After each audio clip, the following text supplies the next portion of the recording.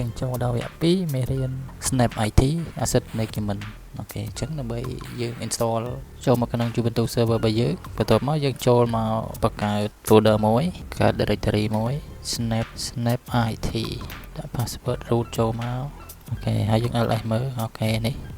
Snap IT របស់យើងនេះមែនទេខ្ញុំបង្កើត testing នេះ Snap IT របស់យើងអញ្ចឹងយើងមាន server Civic រួចហើយមេរៀនមុន Libre ក៏រួចដែរហើយយើង Snap IT របស់យើងអូខេអញ្ចឹងយើងចូលមកក្នុង Snap IT របស់យើងមកហើយយើងបង្កើត file អូខេ ls ទៅអត់មាន file ណាអញ្ចឹងយើងត្រូវបង្កើតអូខេមុនបង្កើត file យើងត្រូវចូលមក generate file generate key API មួយសិនអញ្ចឹងយើង copy script មកហាអូខេនេះយើងត្រូវ copy យកមកទុកសិនអូខេទុកឡើងនេះសិនបន្ទាប់មកយើងត្រូវ create file .yml មួយ sudo nano docker compose .yml អូខេអញ្ចឹងយើង copy script យើងបញ្ចូលមកអូខេយើង copy យើងមកដាក់មក script របស់យើងហ្នឹងអូខេហើយយើង copy script យើងមកយើងផាសចូលអញ្ចឹងខ្ញុំសូមបញ្ជាក់គ្នាយើងតិចកន្លែង app key នេះអាហ្នឹងអត់ដូចគ្នាទេកុំព្យូទ័រ server យើងផ្សេងអញ្ចឹង key ហ្នឹងវា generate មកផ្សេងគ្នាទាំងអស់អញ្ចឹងយើងអាចយក key របស់គេយកមកដាក់លេខហ្នឹងបានទេ API key ហ្នឹងយើងត្រូវ generate របស់យើងហើយឥឡូវនេះគឺជា IP របស់ server របស់យើង server Ubuntu របស់យើងនឹងឯងអានេះ port ដែលវាដំណើរការយើងចង់ដូរ port យើងដូរខ្លួនឯងទៅសេចចិត្តអូខេយើងប៉ុណ្្នឹងហើយយើងចុច Ctrl X y enter ហើយយើង ls មើលយើងបង្កើត file បានហើយអញ្ចឹងបន្ទាប់ពីយើង create file compose.yml រួចយើងមក run command ហ្នឹងតែម្ដងអញ្ចឹងដូចរាល់ដងយើងប្រើ command sudo docker compose app អញ្ចឹងវានឹងធ្វើការ download image ក៏ដូចជា database ហើយនឹងធ្វើការ install ឲ្យយើងអញ្ចឹងបន្ទាប់ពីយើងចាំវាដំណើរការរួចរាល់យើងអាច remote ចូលបានហើយអូខេយើងចូលមក browser របស់យើងមកយើងវាយ IP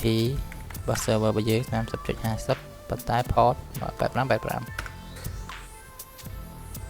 ខេបន្ទាប់ពីយើង install រួចរាល់ដែរគឺវាចេញបែបហ្នឹងគឺ Snap IT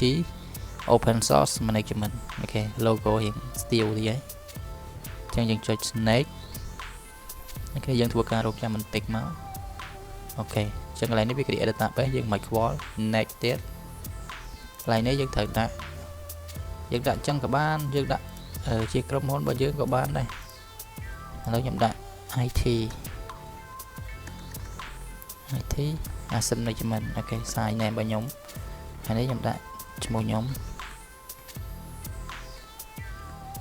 email ខ្ញុំដាក់ email ខ្ញុំចូល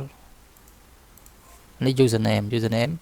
ត្រូវចាំព្រោះតិចទៀតយើងយក username ទៅ login ហើយអញ្ចឹងខ្ញុំដាក់ htkh ហើយខ្ញុំដាក់ password ខ្ញុំចូលខ្ញុំដាក់ password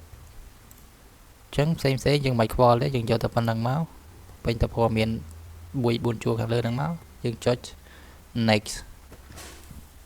អូខេអញ្ចឹងបន្ទាប់ពីយើង create user រួចរាល់វានឹងសូផ្ទាំងបែបនេះគឺ dashboard ដែលយើងអត់ទាន់មានអ្វីទាំងអស់មានតែ user យើងមួយគត់នេះ people នេះគឺជា user យើងចុចមកឃើញ user admin នេះ user របស់យើងគឺជា user admin អញ្ចឹង user admin នៅកន្លែង username នេះវាមានមកកត់ពាក់មកកត់ឲ្យយើងអញ្ចឹង user super admin ហើយអញ្ចឹងរបៀបដំឡើងSnap IT Asset Management គឺមានប៉ុណ្ណឹងបើសិនគ្នាយើងមានចម្ងល់អាច comment មកសួរខ្ញុំបាទជួបខ្ញុំនៅវគ្គ3របៀបបង្កើត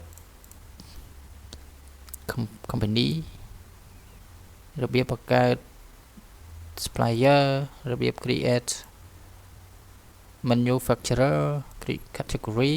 asset model status label អញ្ចឹងវគ្គ3វគ្គ4វគ្គ5យើងនឹងលម្អិតបង្កើតនឹងឲ្យរួចរាល់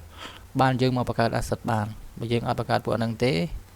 គឺយើងបង្កើត asset យើងបង្កើតមកអត់បានសាញទៅ select មកពួកហ្នឹងឯងយើងអត់បាន select មក category ភេទគេវា link គ្នាយើងបង្កើតពួកហ្នឹងសិនហើយ people នេះក៏យើងត្រូវតែបង្កើតដែរដើម្បីយើង assign asset របស់យើងទៅឲ្យអ្នកណាគេប្រើអញ្ចឹងណាអូខេយើងនឹងលម្អិតនៅវគ្គបន្តទៀតអរគុណជួបខ្ញុំបន្តក្រោយបាយបាយ